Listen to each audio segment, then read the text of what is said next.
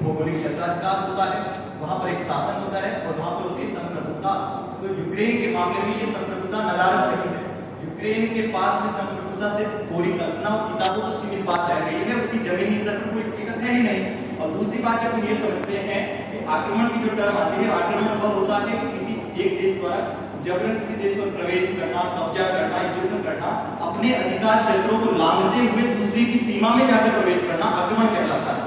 तो यहाँ पर हम ये देख रहे हैं कि वर्तमान में ये बात उठ रही है कि जो नाटो का एक्सटेंशन हो रहा है, अमेरिका की विस्तारवादी नीति है, यूक्रेन का वेस्ट कल्चर की ओर झुकाव है, उससे रूस चिंतित होकर वहां आक्रमण कर रहा है। तो इसके पीछे मैं बताता हूँ, कारण बताता हूँ कि यूक्रेन की पृथकतावादी नीति का कारण क्या है, क्यों वो अलग होना चाहता है। तो बात यहाँ पर आती है कि ईस्टर्न यूरोप की कंट्री वर्सेस वेस्टर्न यूरोप की कंट्री, इनमें डेवलपमेंट का स्तर देखिए, एचडीआई का स्तर देखिए, इकोनॉमिक ग्रोथ का स्तर देखिए, एसडीजी का ग्रोथ देखिए, हैप्पीनेस इंडेक्स का ग्रोथ देखिए, सभी ग्रोथ देखिए।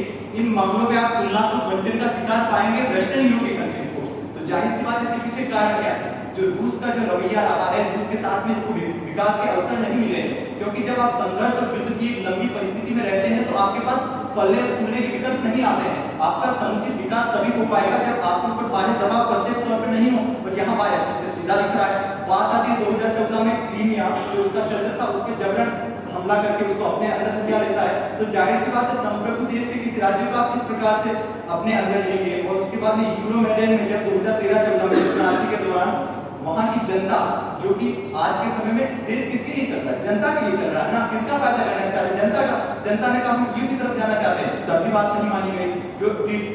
जो मिन्स्क ट्रीटी है, उनका विरोध कर दिया गया, युद्ध कर दिया गया। इन सभी बातों को नहीं माना जाए तो जाहिर सी बात है यूक्रेन पृथकतावादी नीति को अपनाएगा, अलग होगा। अब बात आती है कि आक्रमण क्यों अनुचित है।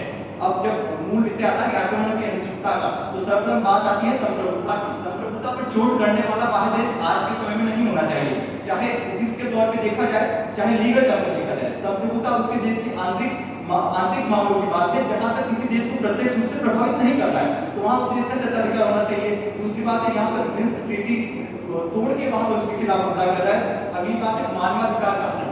यूएन का जो मानवाधिकार चार्टर है, जाहिर सी बात बताता है कि ह्यूमन राइट्स आज 21वीं शताब्दी में लोगों की बेसिक नीड है, सबसे जरूरी बात है। पर जब आप देखे जाते हैं वहां की जनता को पता ही नहीं है, उनके कल का सवेरा वो देख पाएंगे नहीं देख पाएंगे। ऐसी स्थिति में आप चाहते हैं कि उनको कोई बाह्य आक्रमण रहे, तो क्यों रहेगा आक्रमण, ये अनुचित है सर्वथा। और आप ये बताइए, मृतक को क्या आप कंपनसेशन देंगे, मृतक के लिए क्या कंपनसेशन, मृतक के पास आप कुछ दे पाएंगे उसको कि कोई बात नहीं आप मर गए लेकिन हमें युद्ध करना चाहिए, तो ये नहीं होता है। और अनुचितता और पैमानों पर देखेंगे कि अंतरराष्ट्रीय स्तर पर इसके क्या नुकसान हुए। यहाँ पर G7 देशों ने इसकी निंदा की हो, चाहे क्रूड ऑयल के दाम बढ़े हो, खाद्यान्न के दाम बढ़े हो, मुद्रास्फीति बढ़ी हो, और वर्तमान अर्थव्यवस्था जो कुंडलीकरण के बाद में जुड़ चुकी है वो अत्यधिक प्रभावित हुई। ये बात हमें समझने की आवश्यकता है। कोविड-19 के बाद जो देश अपने आप में उभर रहे हैं, निर्धनता की चपेट में है, वो इस युद्ध को नहीं झेल सकते। अल्बर्ट आइंस्टाइन ने कहा था तीसरे विश्व युद्ध के बाद में चौथे विश्व युद्ध वापस हथियार और भालों से लड़ा जाएगा, इतने आपके पास संसाधन नहीं होंगे। तो अंत में यही बात है, साइड जी ने कहा है कि युद्ध क्या मसलों का समाधान करेगी, युद्ध तो खुद एक मसला है। और जब वापस यूक्रेन अपना प्रत्युत्तर दे रहा है तो उस बात में भी ये मैं सही ठहराऊंगा, क्योंकि यूक्रेन अपने देश के लिए कब तक आक्रमण चलेगा। निराला की पंक्ति के साथ समाप्त करूंगा कि आराधन का दृढ़ आराधन से दो उत्तर, तुम भरो संयंत्र वालों पर प्राणों से प्राणों। धन्यवाद।